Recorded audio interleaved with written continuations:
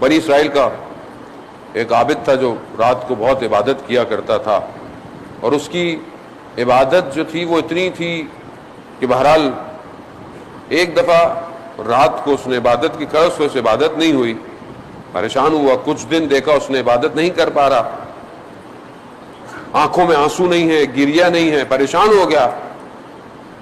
عزیزان محترم، آپ زندگی میں انسان کو یہ بھی نعمت الہی ہے کہ اگر خدا اسے احساس دلا دے کہ تمہاری عبادت میں وہ ذائقہ نہیں رہا، یہ بھی خدا کا شکر ہے۔ اول تو ہم لوگوں کو بعض اوقات محسوس ہی نہیں ہوتا، ہم نے، میں آپ کو خدا نہ خواستہ نہیں، کبھی چکھی نہیں وہ عبادت کہ جس میں انسان قرآن کی آیتوں کا مصداق بن جائے کہ مومنین وہ ہیں جو نماز میں کھڑے ہوتے ہیں تو خاشع ہوتے ہیں، خاشع ہیں، آنکھوں میں آنسو ہیں، سجدوں میں گڑ گڑاہٹ ہے، مناجات ہے، تڑپ ہے۔ اب جب یہ ہو اور چھن جائے تو احساس ہو، لیکن جب ہو ہی نہیں تو پھر کیسے پتہ چلے گا کہ یہ بھی کوئی چیز ہے کہ نہیں ہے؟ تو وہ بہرحال عابد تھا، اس کی عبادت، اس کے سجدے، اس نے دیکھا سب چھن گیا، سلب ہو گیا۔ جب ہم نئے نئے روزے میں گئے تو جب یہاں پہ تھے جذبہ زیادہ تھا، روزے میں گئے تھوڑا آہستہ آہستہ ٹھنڈا ہوا، تو ایک استاد تھے ہمارے، ان سے پوچھا کہ یہ کیا معاملہ ہے، ادھر تو نمازیں بڑی اچھی تھیں، جیسے ادھر آئے تھوڑا معاملہ جو ہے وہ سا ویسا نہیں رہا۔ کہا کہ جب انسان جو جانتا ہو جتنا اور اتنا ہی عمل کرتا ہو تو صحیح ہے، لیکن علم بڑھ جائے اور عمل وہی رہے، بڑھے نہیں، خدا 70 بلائیں نازل کرتا ہے، اور سب سے کم مصیبت اس کے اوپر یہ ہوتی ہے خدا اس سے عبادت کی لذت چھین لیتا ہے۔ جب آپ انسان دیکھیں ہم کتنی باتیں جانتے ہیں، کتنی چیزیں ہم جانتے ہیں اور ہمارا عمل وہی اڑا ہوا ہے، تو خدا چھین لیتا ہے، لذت نہیں ہے عبادت میں۔ قرآن ٹی وی پہ آ رہا ہے، چینل چینج کر دو، بے حرمتی ہو رہی ہے، اللہ کا کلام ہے،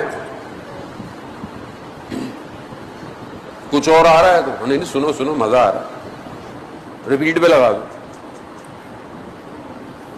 کیوں؟